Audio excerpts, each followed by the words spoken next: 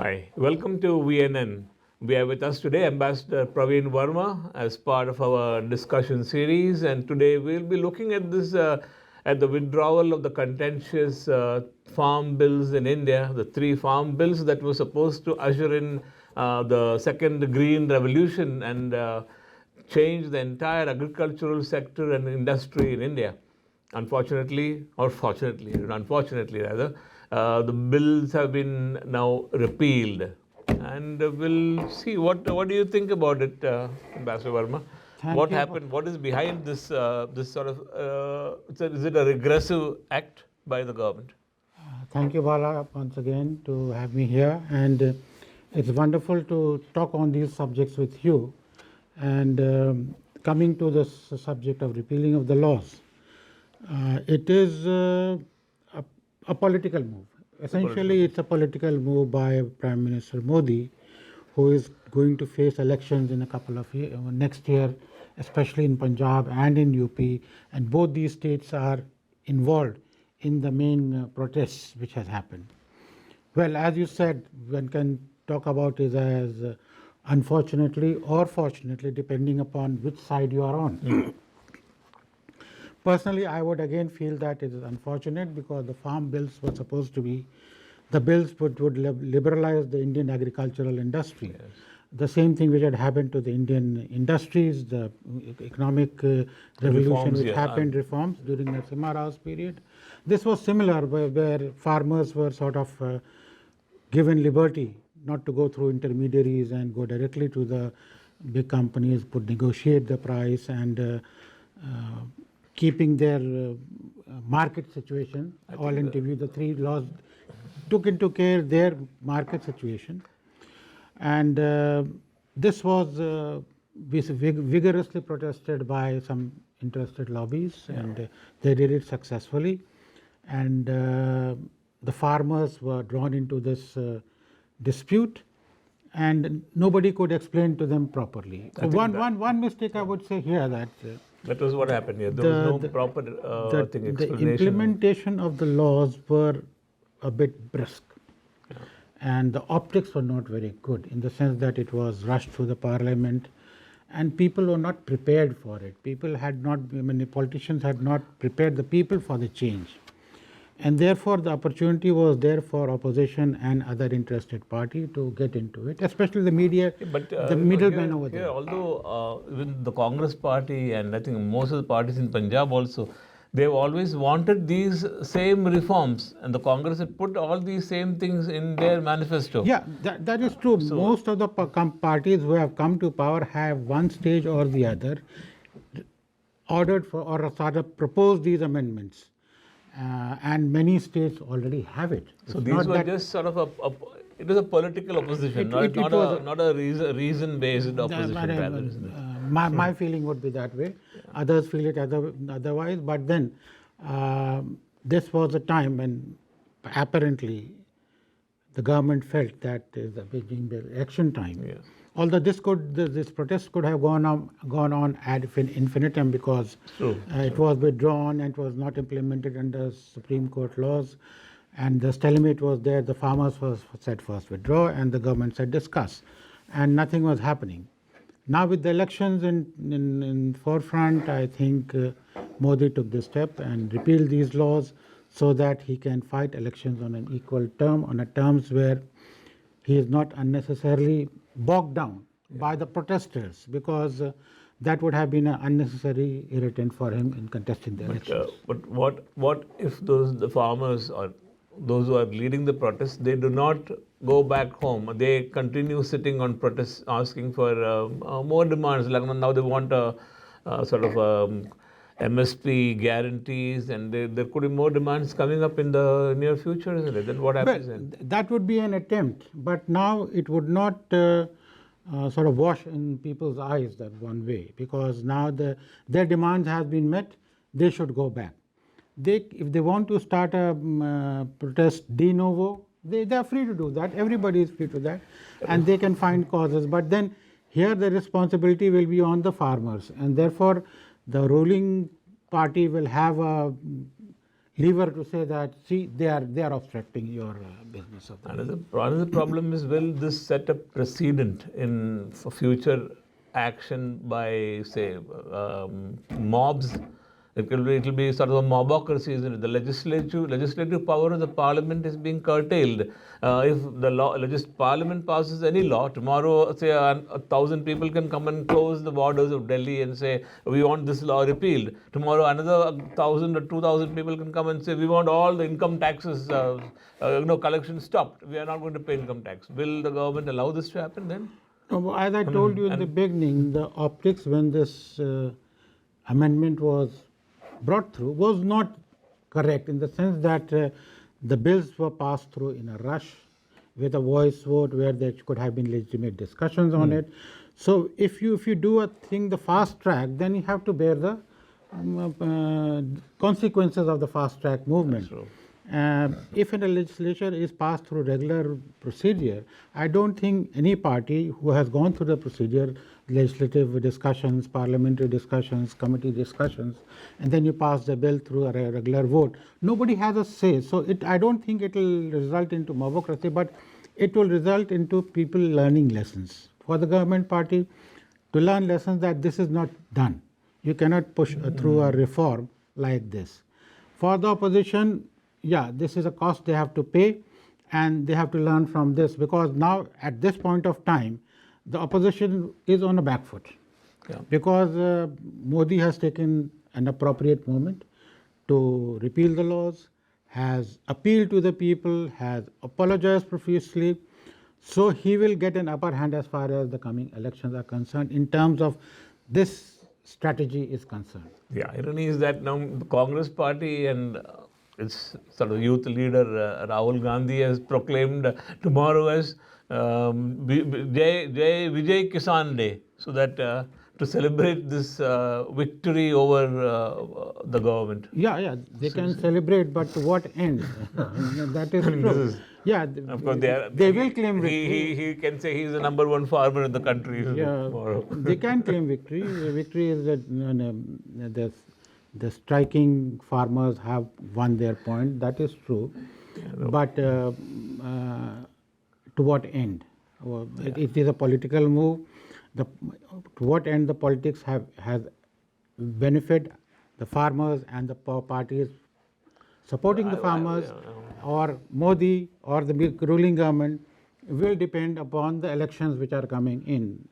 Even now, as we speak, there are real alignment of forces now, and Captain Amrinder Singh he has said he's welcomed this, and then I am sure he will take the credit of giving advice to the Prime Minister, and one can foresee some sort of alignment between his party and the BJP, and that would be a formidable force to take on the other parties which are at present not united. But I think AAP is the most confused now. They don't know what to do, I think. AAP has always been confused, but then in Delhi they have been showing some results, so they have retained their popularity.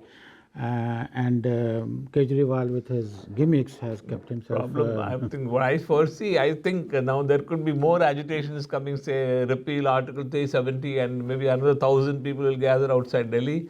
And tomorrow it will be the repeal the CAA, and we will see that. I don't think so. These will happen. As I said, there have to be lessons to be learned. Contentious legislations, improperly passed legislations will face this sort of problem, and there will be a situation where this will be quoted as a precedent. This affected only, I think, only the 3 or 4 states in northern India, because in southern parts of India, in western India and eastern India, the farmers were quite happy with these laws. Yeah. So more than 80% of them, more than 80%. And these farmers in Punjab, Haryana, some parts of Uttar Pradesh, they were protesting, but there was no shortage of any food anywhere. It's all over the country. Farmers were sowing their crops, reaping, and selling. We all understood that this was a political movement where there was strength, and the strength was because of some mistakes made by the ruling government in propagating this law in a rush, and not sort of explaining it properly, presenting its ideas properly to the people. which led other forces to overtake it, including divisive forces And a lot like of, the I think, Khalistanis from funding outside, support, funding from abroad. funding support from abroad, and I don't know All what these was going things on. did take its toll. So Modi has to take lessons from this. I think he will. I think I have a feeling he will. I don't think he'll take a step like this without thinking about it for a long time, isn't it? Maybe, yes. He will take a lesson. He is an astute politician, and he would I have a definitely feeling he'll wait understand. until all this these elections are over, especially the Uttar Pradesh election, and then maybe bring these laws back in a sort of an incremental manner, in clause by clause or something. Bring things. Something will happen because ultimately, as you have also said, that reforms these have to be laws done, yeah. have been proposed by different, by Congress and other parties in different state governments in different forms, which have proposed liberalization of the farm sector. Farming is the biggest sector in India, and it is still in this gold fashion with intermediaries, and the farmers are dependent upon intermediaries. The biggest financiers to these farmers Ah, were the the middlemen, intermediaries yeah. who were losing their jobs. Now, slowly, people have to be made conscious about it. The farmers have to be made conscious about it. There has to be a public projection of what the laws actually meant. And maybe slowly in the next term or even successive government, wherever it is, these laws have to come. These liberalization has to come. And the criticism that the big companies will take over the small ones and the small farmers will be wiped out was there when we did economic That's true, liberalization, when they said that the small baniyas, other neighborhood shops will go. Nothing went up. Walmart has went come up. in, nothing happened. Nothing happened. So it will come ultimately. I hope so. And because India being an agricultural country, this liberalization has to come one way or the other in a more transparent manner. Okay, we'll let off India for the time being and then come back to Canada. And that's our place. Now, Prime Minister Trudeau was in Washington attending the North American Leaders Summit. And what do you think? What happened there?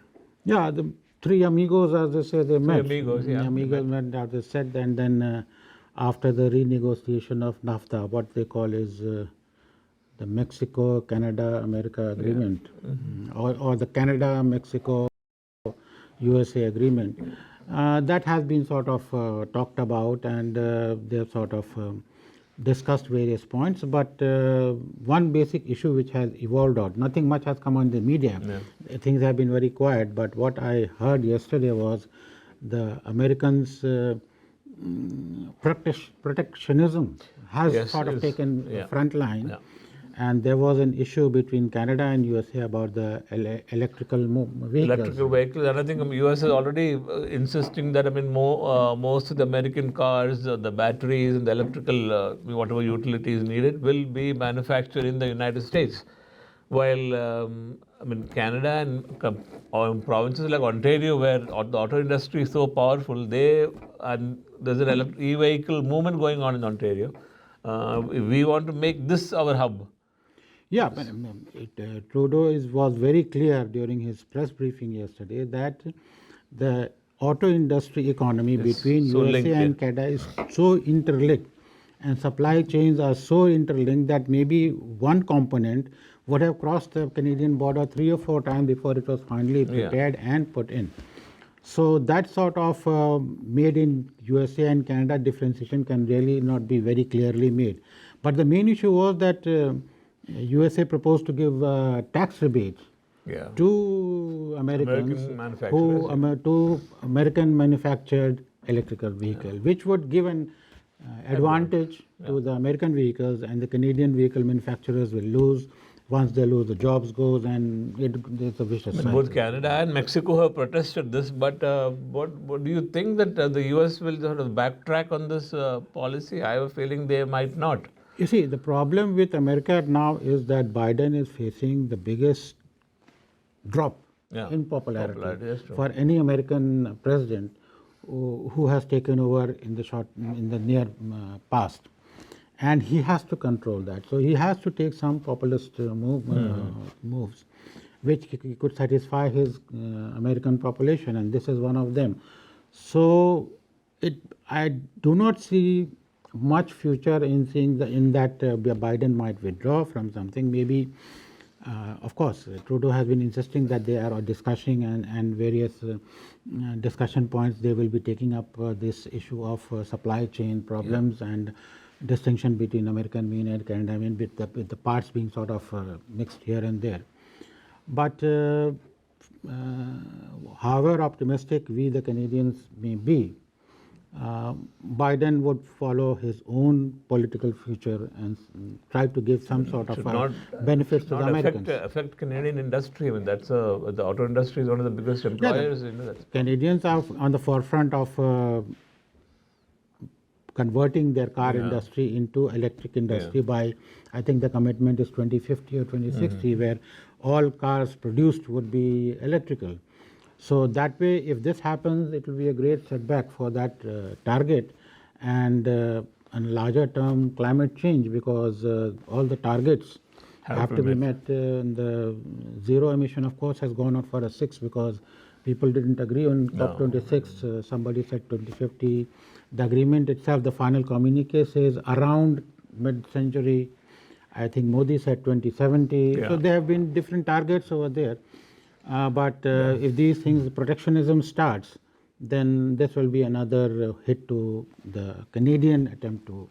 One of the strange thing I noticed was, I mean, the American media generally, I think, ignored this trilateral summit. Because I think they were more focused on Biden's virtual meeting with China's President Xi Jinping.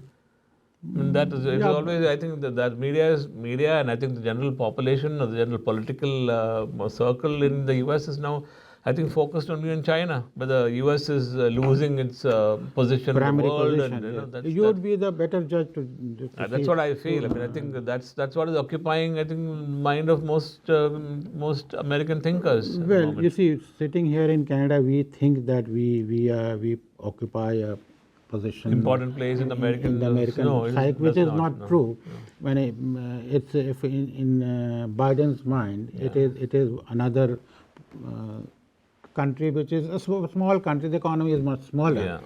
So he has to concentrate more on his own stability, number one, his own popularity, and then to see that the American position in the world remains untouched, and because the Chinese are gaining fast, very fast and quick. And not only that, they are also threatening the American role across, not just in the Pacific, across the world rather. Yes, economically, militarily, everywhere. Yes. And now, last I heard was the Chinese were sending some warships to cross, I think, the Arctic or somewhere where the American interests. So Chinese are very good in throwing these irritants. Yes, just sort of pinpricks for here and there, just one over Taiwan, one over Arctic, which results into nothing, but it brings into forefront their misadventure, giving them in some sort of political advantage and trust. Anyway, I think that should be fine for today, this discussion today. And we'll continue this in next week with another subject later. We will be here together rather than something comes to discuss. Thank you, Ambassador Praveen. Thank you. Thanks a lot. Yeah.